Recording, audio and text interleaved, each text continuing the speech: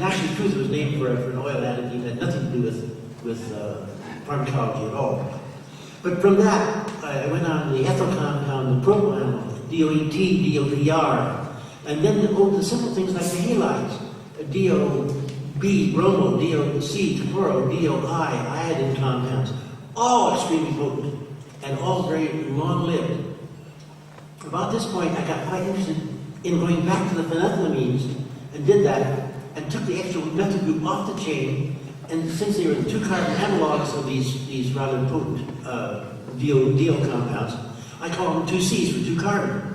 And this led to a whole host of other compounds like 2CB for 2-carbon bromo, 2CI, 2CO, the whole family that got carried away with the sulfur compounds. They called them for sulfur, they're thio compounds, 2CT, 2, 3, 4, 7, I went up to about 25 or so. And many of them are active in very potent compounds. All of these were less potent than the 3-carbon materials, but all of them were shorter lived, faster onset, and you could get out of them in a matter of a few hours instead of having to wait until the next day. So these became quite interesting areas of exploration. Now we have things like what we call the flies. These are compounds that are 3-ring systems, phenethylamine with 2 rings hooked on either side of it. Compounds that I call also the dragonflies, which are the ones that are aromatic. And these materials are orally active. No, the dragonflies are not, they're parentically. The non-dragon ordinary flies are orally active, and the potencies are less than a milligram. So here, a whole new subdivision of the phenethylamines that are very interesting and are very worth exploring. The other side of the coin is the area of the tryptamines. The DMT became the starting material of post. I mentioned the Stephen Zara's work with the ethyl and the propyl, the butyl. But the compounds extended now into branched chain things. I made a number of methyl isopropyls. Repke made a number of other comparable analogs. A number of our chemical allies were all working together, making these various things and exploring them amongst one another. The compounds with the psilocin psilocybin are the tryptamines with the hydroxy group in the 4 position.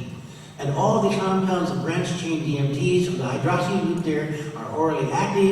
And the beauty of it is, by esterifying that hydroxy group, we make the acetote compounds that are even more potent and are faster onset and shorter lived. And many of them are very, quite free of physical disruption and toxic symptomology.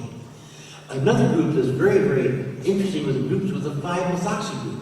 The 5-methoxy on the tryptamines is where the 4-hydroxy is on the phenethylamines. It is the point of manipulation. You put that methoxy group in the 5 position. 5-methoxy DMT is known in nature. I did not mention before. It's found in some plants. It's also found in some frog venoms. The idea of frog smoking became quite popular a few years ago. You take the venom off of Bufo alvarius and make a little ball of it and smoke it. A very dramatic turn on and became very popular with the term of smoking frogs. These 5-methoxys are more potent. Again, other than dimethyl, they are all orally active, and there must be some 15 or 20 of these that have been explored clinically and are in the literature. So altogether, I would say comfortably with over 100 phenethylamines and something like 50 or more tryptamines, I would say as of the present time, there are probably 200 psychedelic drugs that are known to be active in man.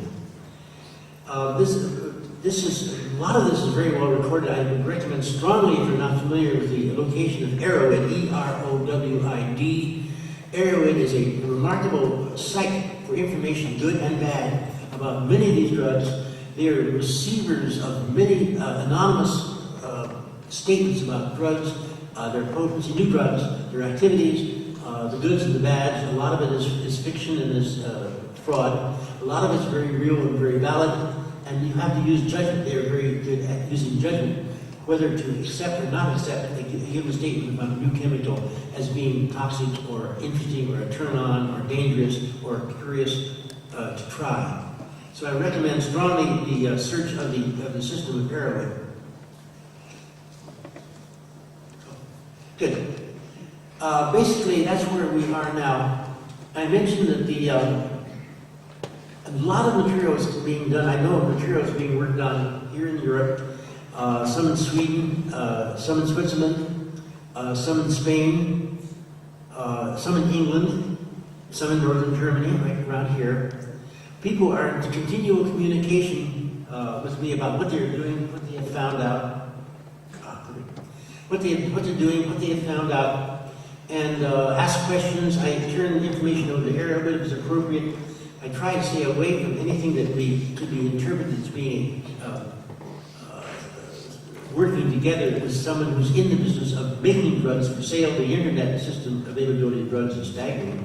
But I have no wish to get anywhere near the contact of this. But I do know that there is an ever-increasing number of these being explored and being shared amongst friends.